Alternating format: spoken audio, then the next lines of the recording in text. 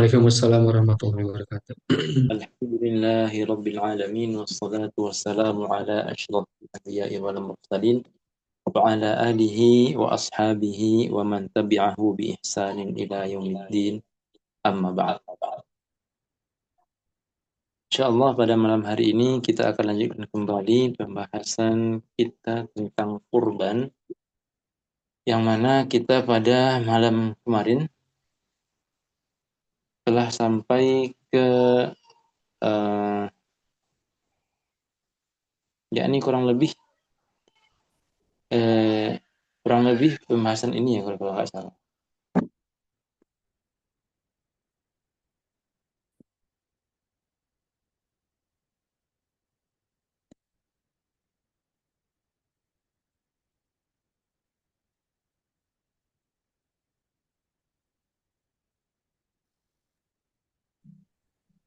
Kemarin kita katakan bahwasanya tentang tentang hal-hal yang berkaitan dengan orang yang berkurban atau orang yang akan menyembelih hewan kurbannya.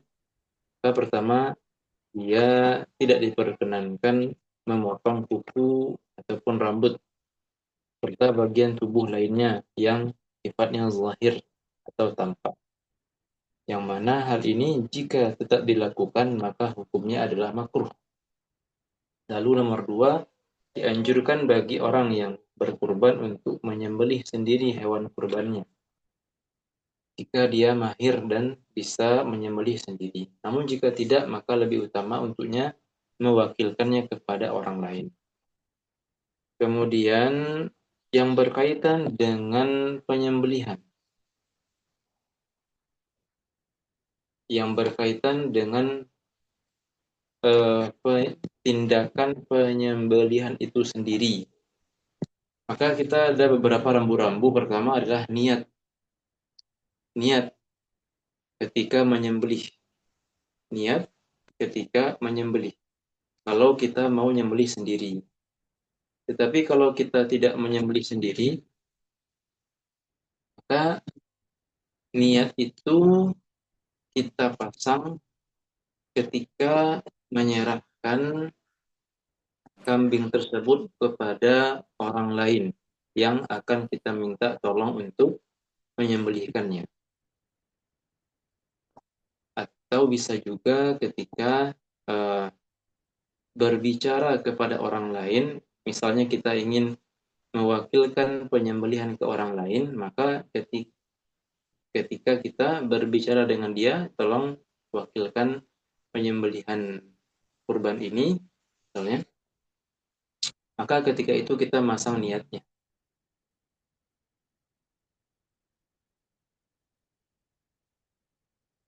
Walau wakala fi dzabhi kafat niyatuhu an niyatil wakil. Qaulihi wakaltuka fi dzabhi udhiyati ba'da udhiyati. Lalu itu hal yang pertama yang mesti diperhatikan ketika penyembelihan, yaitu tentang niat. Lalu yang nomor dua adalah memotong hulqum. Yang mana hulqum itu adalah saluran nafas. Lalu yang kedua memotong mari. Yang mana dia adalah saluran makanan. Maka dua hal ini mesti dipotong. Mesti dipotong. Yakni dua-duanya. Tidak cukup dipotong satunya saja. Mesti dipotong dua-duanya. Jadi sudah tiga ketentuannya. Niat, memotong saluran nafas, memotong saluran makanan, dan yang keempat adalah menyembelih dengan cepat. Menyembelih dengan cepat. Maka jika ada yang kurang, jika tidak ada niat, maka dia tidak menjadi kurban. Dia hanya daging biasa saja. Karena innamal a'malu binniyat. Amalan bergantung niatnya. Jika niatnya A, maka ya hasilnya A. Jika niatnya B, maka hasilnya B. Jika tidak berniat, maka tidak ada hasil apa-apa. Karena niat menentukan sekali. Tidak terpotong salah satu saluran nafas ataupun makanan, maka tidak sah juga. Sedangkan mempercepat atau cepat dalam memotong ini ketika menyembelih ini syarat sempurna. Apa saja yang dianjurkan sebelum menyembelih? Ada beberapa hal yang dianjurkan, di antaranya memastikan pisau sudah tajam, kemudian mengingat-ingat dalam hati tentang besarnya nikmat Allah kepada manusia, terkhusus bagi yang berkurban telah memudahkan manusia taskhir, sakhar, hewan-hewan ternak untuk ditunggangi, untuk dimakan dan sebagainya. Kemudian memperbaharui syukur pada Allah Subhanahu wa taala. Sedangkan ketika menyembelih, apa saja yang disunnahkan? Yang 4 tadi ini hukumnya wajib niat, yakni mesti wajib niat memotong dan seterusnya tadi wajib. Namun apa saja yang disunnahkan ketika menyembelih? Ada ya sekurangnya 5 yang disunnahkan ketika menyembelih. Pertama membaca basmalah, bismillah. Ternyata ini hukumnya sunnah saja, tidak menjadi syarat sah. Dalam artian seandainya seorang muslim tersebut sudah berniat namun lupa membaca basmalah, maka tidak masalah, kurban tetap sah. Lalu yang kedua membaca sholawat, bismillah Allahumma sholli ala Muhammad.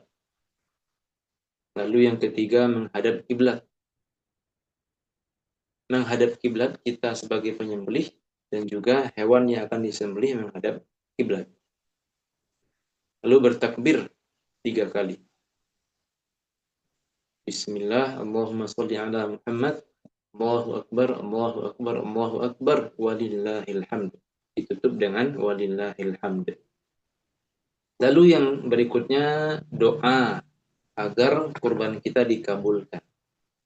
Minimalnya membaca Allahumma hadhihi minka wa ilaika fataqabbal minni.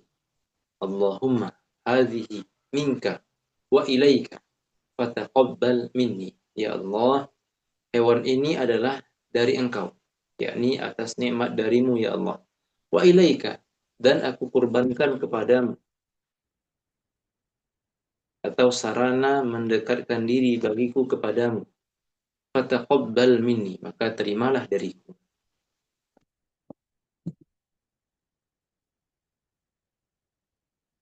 Nah, apa saja kira-kira yang berkaitan dengan sembelihan, hewan sembelihan itu sendiri. Jadi kita punya beberapa permasalahan tentang orang yang menyembelih, tentang penyembelihan, proses penyembelihan, sekarang tentang hewan yang disembelih. Maka dianjurkan, disunnahkan untuk memberinya minum sebelum disembelih. Lalu ditumbangkan dengan cara yang lembut. Hati-hati, karena jika nanti tidak hati-hati ketika menumbangkan, lalu tiba-tiba mungkin patah kakinya, maka tidak sah sebagai hewan kurban. Lalu tidak mengasah pisau di depannya. Nah, ini diantara bentuk rifq atau lemah lembut kepada hewan, tidak mengasah pisau di depannya. Apalagi sambil diancam pakai mata. Maka Nabi pernah melarang atau bahkan menganggap ini sesuatu yang Nabi mengatakan aturidu antumitaha mautad. Apakah kamu ingin mematikannya beberapa kali? Artinya ketika dia melihat bahwa pisau diasah di depannya, maka kena mental, takut, ya mungkin bisa dikatakan mati sebelum disembelih, mati sebelum mati. Maka Nabi melarang hal tersebut. Dan yang berikutnya juga adalah tidak menyembelih hewannya, tidak menyembelih hewan, sedangkan ada hewan lain yang melihat. Artinya mesti ditutup atau di tempat yang khusus agar tidak terlihat oleh hewan-hewan lainnya, agar dia tak merasa sedih. Apalagi misalnya yang dikurbankan itu ada ibu, ada induknya, ada anaknya, disembelih anaknya di depan induknya, maka tentu ini sangat membuat dia sedih. Ada suatu permasalahan, yakninya mengangkat pisau sebelum terputus saluran nafas dan makanan. maka mungkin baru terputus satu saluran nafas atau saluran makanan saja. Lalu orang yang menyembelih ini sudah mengangkat pisaunya dari leher si hewan tersebut. Apakah hukumnya? Tidak boleh hal demikian. Pada aslinya tidak boleh mengangkat pisau dari leher hewan sebelum terputus sempurna dua saluran tadi. Jika dia belum terputus dua saluran tadi, dan orang yang menyembelih itu mengangkat pisaunya, sedangkan belum putus saluran nafas misalnya, lalu dia kembalikan atau dia ulang penyembelihan, dia kembalikan pisau ke leher hewan tersebut, maka hewan tersebut menjadi tidak halal lagi. Ini disebutkan oleh Al-Imam Ahmad Ibn Naqib dan ya dan ulama lainnya. Apakah ada rincian? Ternyata Imam Ibnu Hajar Al-Haytami punya sebuah rincian. Anggaplah tadi saluran nafas belum putus. Saluran makanan sudah putus. Lalu orang yang menyembelih tersebut mengangkat pisaunya dari leher hewan tersebut. Lalu dia mengembalikan, yakni mengulang. Karena belum putus, dia lihat belum putus. Lalu dia sembelih kembali untuk memutus saluran yang belum putus tadi. Maka apa hukumnya? Kata Imam Ibnu Hajar, seandainya hewan tersebut masih dalam keadaan istilahnya adalah hayatun mustaqirrah, hidup, ya yakni dia sudah disembelih, sudah diputus salah satu uratnya, salah satu salurannya, tetapi dia itu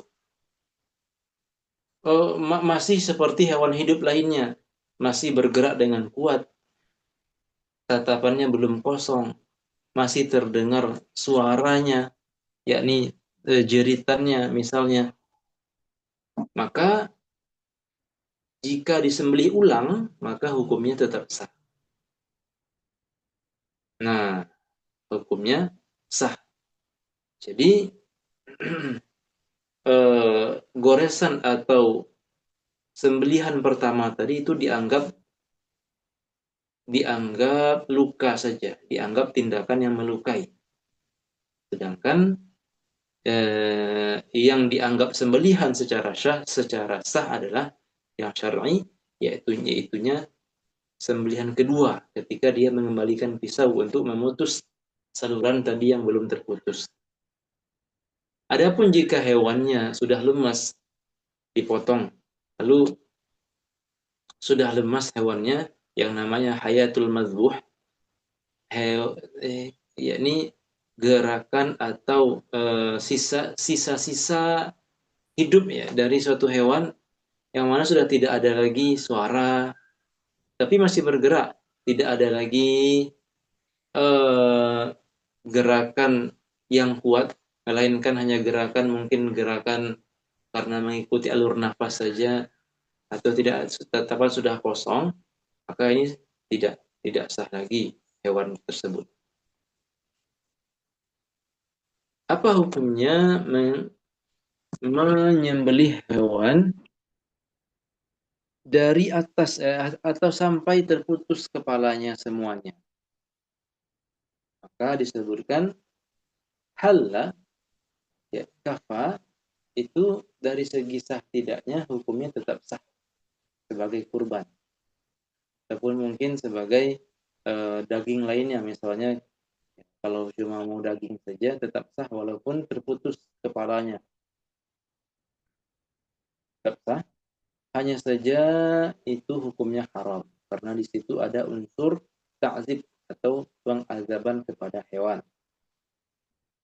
Apakah hukumnya menyembelih hewan dari pundaknya?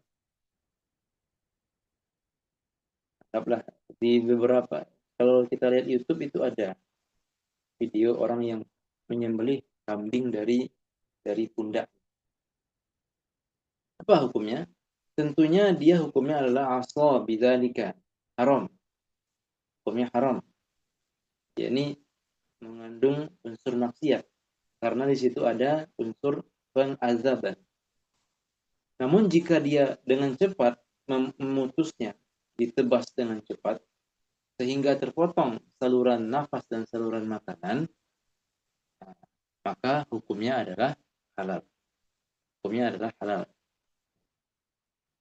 Kalau tidak, maka tidak halal. Misalnya terhalang oleh tulangnya, tulang tulang apa itu, tulang tulang punggung dari daging kambing itu, maka tidak.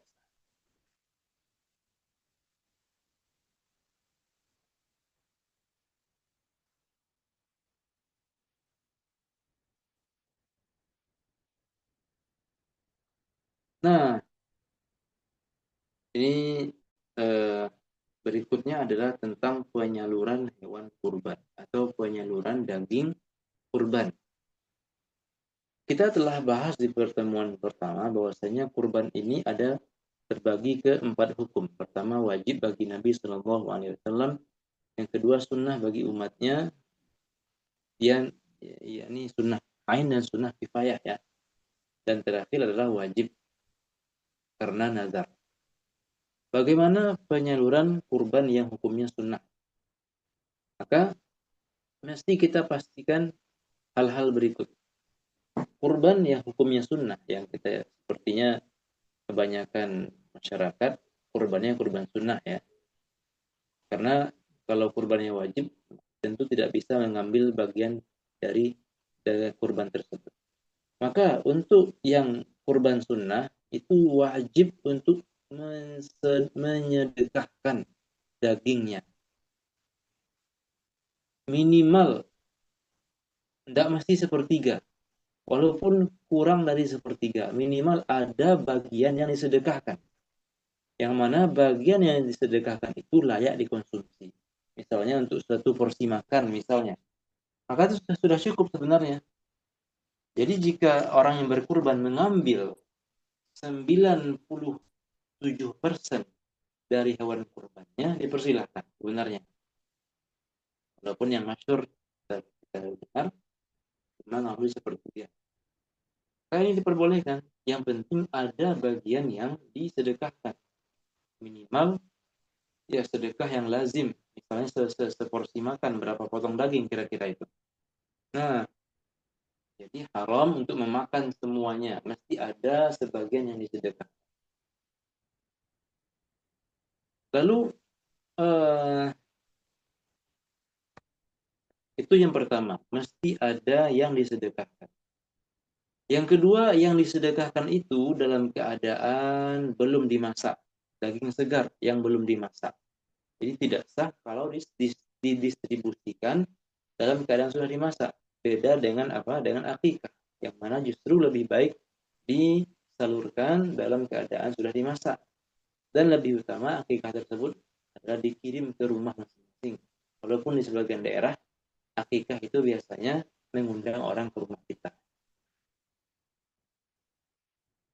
Yang ketiga, orang atau mustahik atau penerima hewan kurban, daging kurban itu harus muslim saja. Tidak boleh orang kafir menerimanya. Tidak boleh orang kafir menerima. Baik menerima langsung, misalnya panitia langsung memberikan ke orang kafir, tidak boleh. Atau misalnya panitia memberikan kepada fakir miskin. Kemudian fakir miskin tadi menjual daging kurban itu ke orang kafir, maka juga tidak boleh. Karena ini daging kurban ini khusus bagi kaum muslimin. Jamuan dari Allah Subhanahu wa taala bagi orang-orang Islam. Tidak boleh sampai ke orang kafir.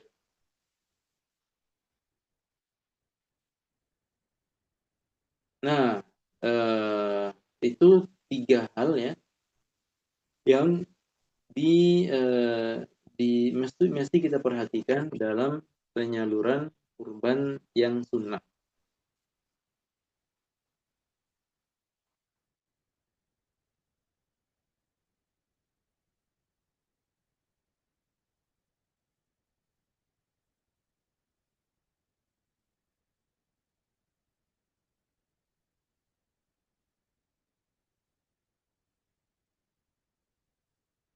apakah boleh menyedekahkan daging yang lain? Atau haruskah dari daging hewan yang disembelih pada hari raya tersebut?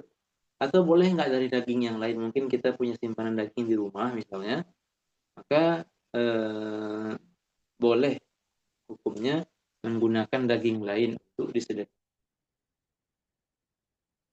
Ini disebutkan oleh lupa nama ulamanya kan fatwa ini. Berikutnya adalah, nah, bagi orang yang berkurban, seperti apa sih tingkatannya sebenarnya ketika mengambil daging tersebut? Apakah mengambil sepertiga atau bagaimana? Maka ada beberapa tingkatan, ikhwah barakallahu fikum. Pertama, ambil sedikit saja. Ambil satu, yakni satu porsi lah kurang lebih. Atau satu potong. 1% bagi kita, 99% bagi orang lain. Aklu lukmah. Aklu lukmah. Lukmah yakni sepotong kurang lebih. Maka itu tingkatan yang paling rendah untuk mengambil berkah saja, tabarruk dengan ibadah kita ini. Nah, kalau mau kita ambil sedikit, maka lebih afdol diambil bagian hati, kabid, bagian hati. Karena itulah nanti katakan bahwasanya makanan pertama, jamuan pertama ahlu surga adalah dari hati hewan. Lalu yang kedua, tingkatan kedua, kalau mau ambil banyak, maka ambillah sepertiga saja. Ambillah sepertiga saja. Yang 2/3-nya silahkan disedekahkan. Silahkan disedekahkan. Jadi dibagi sepertiga untuk kita, 2/3 jadi sedekah. Tingkatan ketiga adalah sepertiga untuk kita, sama dengan nomor 2 tadi ya, sepertiga untuk kita, sepertiga disedekahkan, sepertiga hadiah. Jadi ada 3 jenis. Oh, ini Zoom kita ini tidak tidak apa, ada batas waktunya. Sudah berapa menit kita? Nah, sekarang jam maksimal kayaknya 40 ya. Kita tunggu saja Ini sampai baru setengah jam, Ustaz. setengah jam. Berarti kita Yes. tunggu sampai selesai. Kalau sudah selesai nanti kita sambung lagi. Sambung buat link baru. Yes. Apa tadi ya? Ya, jadi dibagi begitu. Tingkatan kedua, sepertiga untuk kita, 2/3 atas nama sedekah. Sedangkan tingkatan ketiga, tetap sepertiga untuk kita, dan 1/3 yang lainnya sedekah, dan sepertiga sisanya untuk hadiah. Apa bedanya? Sedekah ini umumnya bagi orang fakir, sedangkan hadiah bagi orang kaya.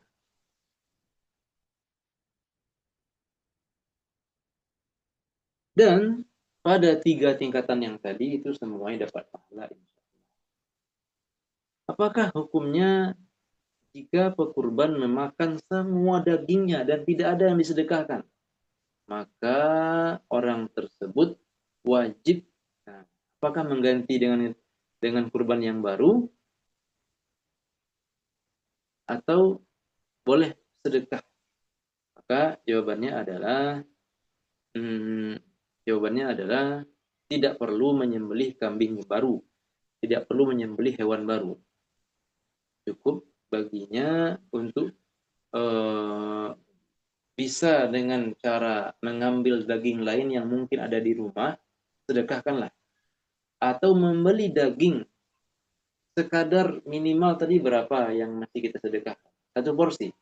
Maka belilah daging mungkin sekilo, ya, lazimnya sekilo barangkali, sebagai ganti dari bagian atau hak orang lain yang telah kita makan tadi. Jadi tidak perlu menyembelih kambing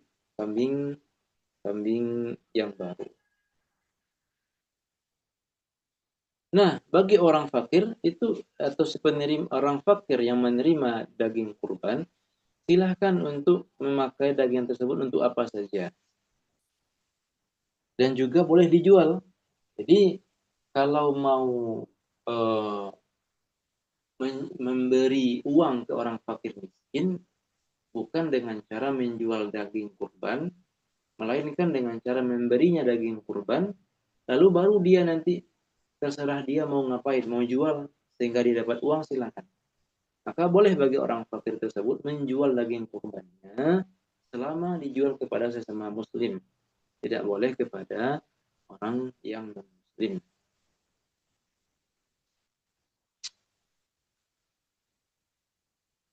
Berikutnya adalah apakah boleh menjadikan daging kurban sebagai upah penyembelihan? Nah, ini dan dari mana upah bagi si penyembelih? Bagi si penyembelih.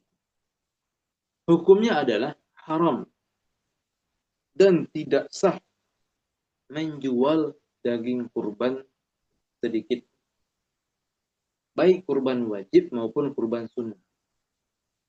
Karena Nabi mengatakan man ba'a jilda udhiyatihi fala udhiyatalah. Barang siapa yang menjual kulit kurbannya, barang siapa yang menjual kulit dan hewan kurbannya, ini kulit aja ya, kulit hewan kurbannya, maka tidak sah kurbannya. Bahkan Imam Az-Zahabi atau Ibnu Hajar Al-Haytami memasukkan penjualan daging kurban termasuk yakni panitia atau orang yang berkurban menjual daging hewan kurbannya termasuk ke dosa besar. Lalu haram juga menjadikan daging tersebut upah bagi penyembelih. Karena dia setara dengan makna jual beli. Jadi haram memberikannya sebagai upah. Kalau mau mengupahkan, jangan ambil dari kurbannya. Jadikanlah upah tersebut dari dana pribadi kita. 3 juta harga kambing misalnya, tambahlah 100.000 untuk kurban, untuk upah bagi si penyembelih. Jadi haram sebagai upah. Namun jika di permainannya pada permainan niat ini, jika ingin dilakukan, ingin memberikan penyembelih daging lebih, boleh dengan syarat jangan atas namakan sebagai upah. Bisa sebagai hadiah, bisa sebagai hibah atau sedekah.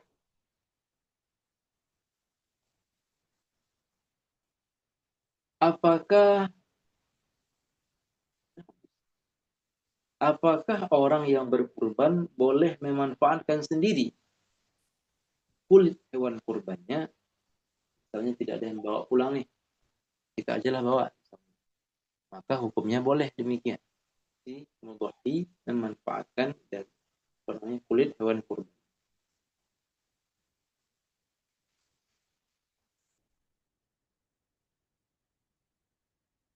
Nah,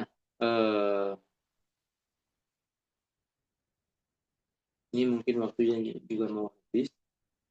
Ada beberapa permasalahan lagi yang mungkin mau kita bahas juga.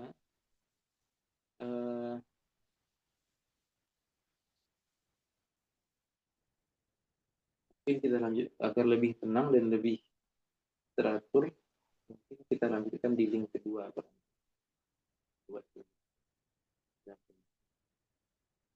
Kita tutup dulu yang ini ya.